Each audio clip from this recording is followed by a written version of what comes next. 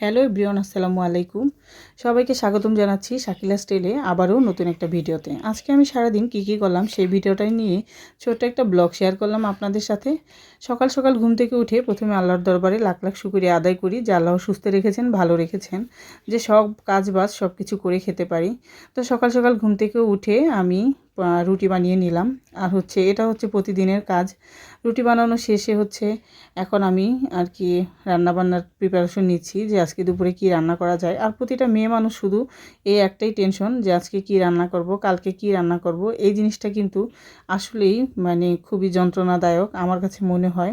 তারপরে সকালবেলা নাস্তাটা সুন্দরভাবে একটু খেয়ে নিলাম। নাস্তা খেয়ে চা খেয়ে আমার বারান্দার প্রতিটা গাছে পানি দিয়ে দিলাম। আর গাছে পানি দেওয়া শেষ। এখন আমি রান্না চলে গেলাম। আর আজকে দুপুরে রান্নাটা আমি মোটামুটি সব কিছু করে ফেলেছি। এখন শুধু একটু চিংড়ি মাছ ভুনা করব।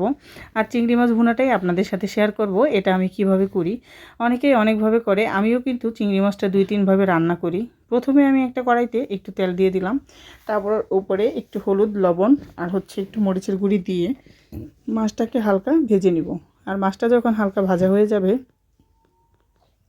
তখন মাছটা তুলে রাখতে হবে।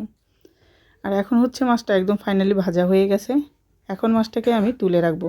আর রান্নাটা একটা আর্ট, যে যেভাবে করেন সেভাবেই হবে।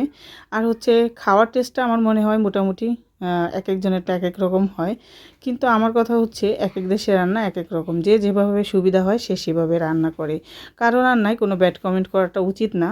আর আমি এই কাজটা কখনোই করি না। যে যা দেখ আমাকে বা যে যা কিছু রেসিপি করুক আমার কাছে আমার অনেক ভালো লাগে, আমি শিখি।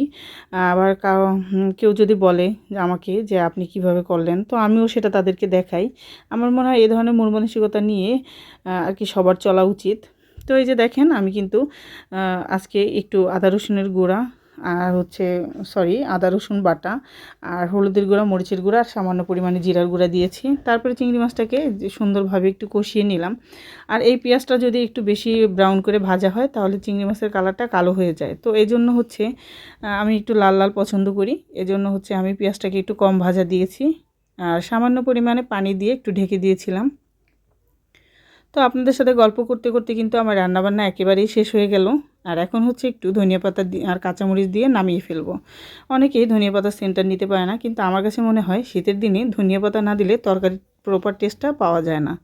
তো যাই হোক, ফাইনালি আলহামদুলিল্লাহ আমার রান্নাটা কিন্তু একেবারেই শেষ হয়ে গেছে। আর এই রান্নাটা কিন্তু বেশ লোভনীয় লাগছে, দেখতে যেমন সুন্দর লাগছে আশা করি খেতেও তেমন মজা হবে আলহামদুলিল্লাহ। তো আমার এই ভিডিওটা কেমন লাগলো অবশ্যই কমেন্ট করে জানাবেন। আর এরকমভাবে কে কে রান্না করে খান আর কার কার পছন্দ চিংড়ি ভুনাটা অবশ্যই কমেন্ট বক্সে জানাবেন। আর ভিডিওটাতে ভালো লাগলে অবশ্যই লাইক কমেন্ট করবেন, শেয়ার করতে ভুলবেন না। আজকের মতো ভিডিওটা এখানেই শেষ করব। আল্লাহ হাফেজ।